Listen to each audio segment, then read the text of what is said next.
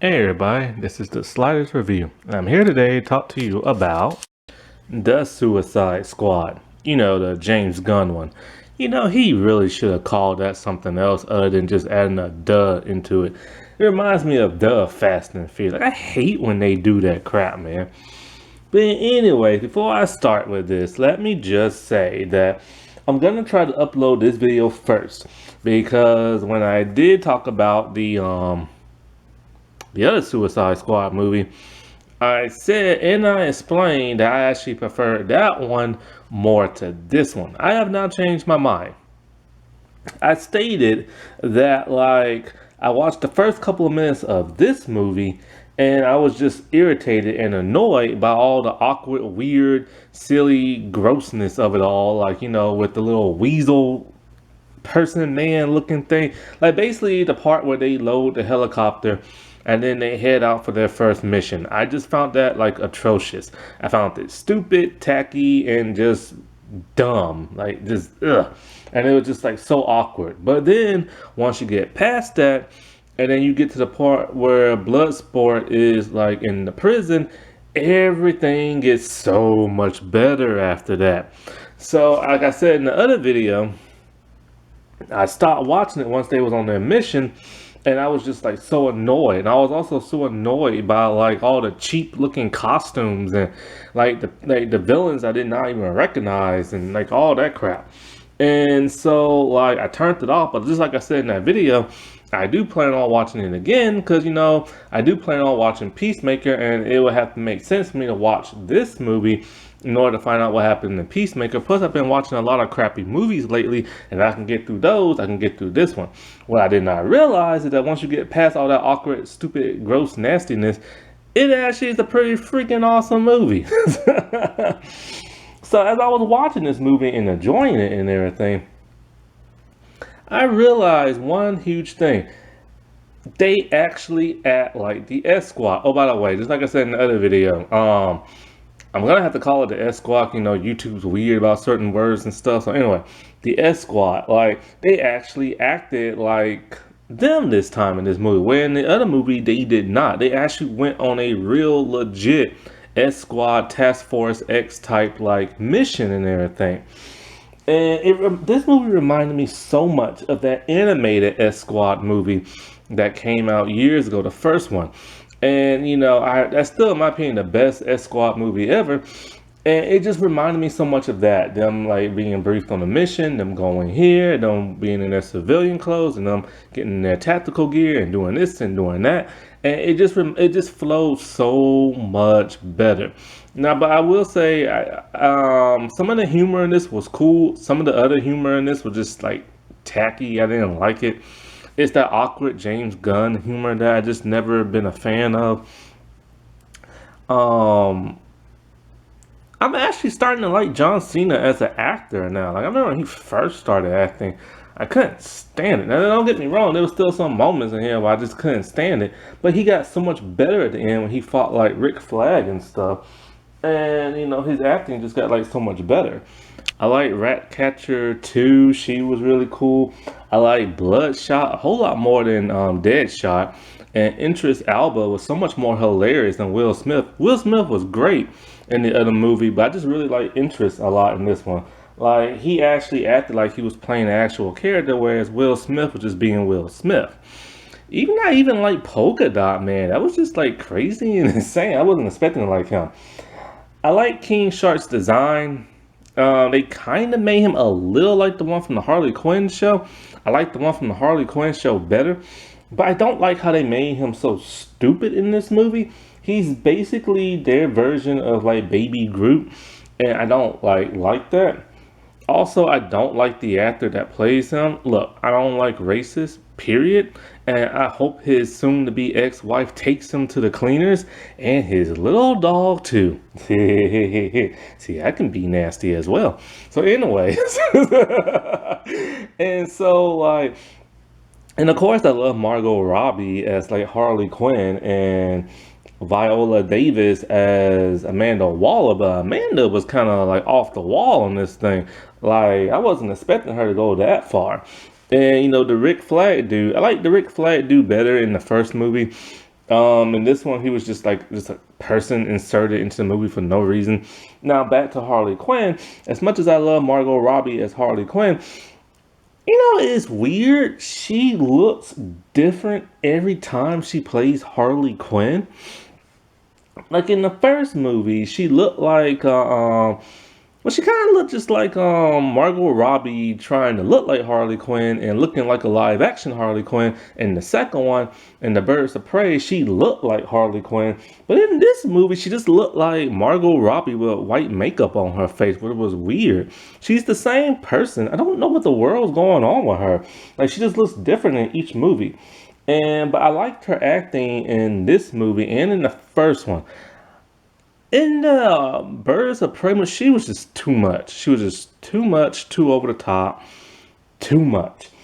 And this is how she should be written in live action, in my opinion, like in these two S Squad movies. Because they get her humor a whole lot better than that of the Birds of Prey movie. In Birds of Prey, she was just silly and wacky and everything. However, my one complaint about her in this movie, she's just too overpowered. She's a normal human and everything. She has no power. She's good at martial arts and she's good at acrobatics. She shouldn't be able to take out an entire army like by herself and everything. Like it was cool seeing her do it, but you gotta remember this is Harley freaking Quinn. She can't do that, you know? And it's just like she just not on the level of say like Batman or any member of the Bat family or even Catwoman. And she was just able to take all those people out. Now I will say when she got rescued, it's funnier in the trailer because we don't know how she escaped and everything. And I've been wondering in the trailer, why is she carrying that spear for the longest time? And now I know why and stuff. But I will say, just like I said in the other S Squad movie, there's no point in having her on the team. In the comics, she was never on the team back in the day. She started being part of the team either in the first S Squad movie or that animated movie. But in that animated movie, it served the purpose as to why she was on the team. The Joker stole some type of nuclear bomb and everything. And since she's the only person who thinks the way he does, then it was essential for her to be on the team. Plus, she knows a lot about Arkham Asylum and everything like that. And so, it made total sense. But yeah, I just pretty much like the flow of this movie so much better. They went on one mission that led to, and how they had to, meet one contact and then do this and do that and rescue this person. It was just so much better than the sloppy pace writing of the first S Squad movie, which I complained about that one in my review, which has not come out yet. I put that one out after this one. And this one just flowed so much better. And also with the Harley Quinn thing, I just find it weird that everybody's trying to shoot and kill Starro, and she's able to punch her through him with the spear. Now the rat's eating him up inside. That makes sense because it's like a Squirrel Girl thing. That's why I like Ratcatcher too. She's similar to Squirrel Girl. They could literally kill any foe just by making the animals do their bidding. Because Squirrel Girl killed Thanos in the comics and everything by eating him alive from inside out. And so, but it was just weird because they had to have Harley do something as to why she's on the team.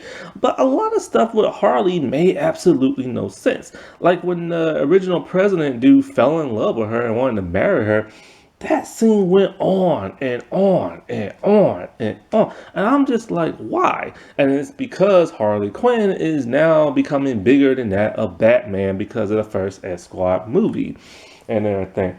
It's because of when the women started cosplaying as her, she just blew up. Now they insert her into everything now, and it's getting a little annoying and stuff.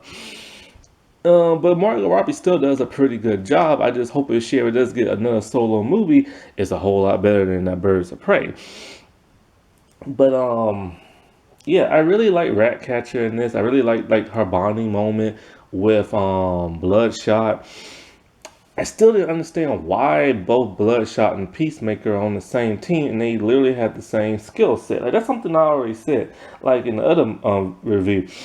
The thing about Task Force X is that you only pick people with a certain skill set. You normally don't have two. So it was weird having him and both of them on the team, but then we found out why because Amanda Waller doing her typical Amanda Waller thing. She normally always sends like one person on a special mission because she didn't want. Once again, they made Amanda Waller look like the bad person, but they redeemed Rick Flag from that the first movie. I like that, but it's sad he had to lose his life and everything. There's no mention of whatever happened to the host of Enchantress and stuff. But yeah, they really made Amanda Waller out to be the villain again and everything. And so since she didn't want the American secret to get leaked out by Starro, then she wanted, of course, Peacemaker to like take people out and everything. And that was sad when he took out like Rick Flag and then he chased after what's her name. John Cena did some good acting around that part. In the rest of the movie, not so much. But yeah, it's like he really stepped up his game in that emotion he gave, and that was like really shocking because this is John Cena and stuff. And I've never been a fan when wrestlers, even The Rock, like becomes like an actor and stuff. But every once in a while, they do impress me and stuff. And so, like, now with the whole Starro thing, yeah, he was cute and cuddly, but I don't want Starro to look cute and cuddly. You know what I'm saying? And I've always wanted to see Starro in live action, but I wanted the Justice League to tackle him only because he was their first villain in the comics, and it just would have been like so much more like interesting. Because when it comes to Task Force X, the S Squad, I'd never want to see them go up against aliens or like superpowered beings or nothing like that because they're not tasked for that. They don't have, unless they have a person that has a special power, then that makes sense. Then they are. But normally, for something like that, you need the Justice League. But like I said before, I like the mission that they went on here because it's up their alley, doing a mission that the Justice League would never do. And so, yeah, I always wanted to see Starro, like I said, go against the Justice League, or at least in Batman Beyond, like he did in that one. That was great and everything. And I was wondering, because I'm just like, when it comes to Peacemaker and he died, I'm just like, well, how is he supposed to have his own show unless it's a prequel or something like that? But then we find out that he's alive. I don't know how half these people survive. That doesn't make like no sense, especially Harley, just like in the first one. Like, how did she survive all this stuff? Now, as for Amanda's Waller people that she hung with, I don't like none of them. That's the part that was so cringy with me in the beginning when they was like dancing, partying, putting bets on who's gonna die and everything, dancing in the chair. That was so cringe. Like it got on my nerves to where I turned the movie off the first time and everything. But thank God I pushed on through because I really enjoyed this one and stuff. And so yeah. But ironically, this did not make as much money as the first one. Now, it could be because of the R rating. And also, there's a man, Shillelagh, that gets like shown in here. Like, I did not need to see nudity from a man. I'm so sick and tired of seeing male nudity and everything, and male like man booty and every crap. Like, I'm so tired of seeing that. Just because it's R rating don't mean you have to show it. I also didn't need to see Rick Flag's heart as it's like dying and stuff. Because CGI was bad on it too. Also, when it comes to the people Starro infected, it's like, so those people are dead now? And it's kind of like you couldn't like save them or take the stars off their faces. So maybe I don't want him in Batman Beyond Justice League and everything. But yeah. That's pretty much all I have to say like about the movie. I wish the soundtrack was better like in the first one. But oh well. Alrighty, well, I'll talk to y'all later. Bye.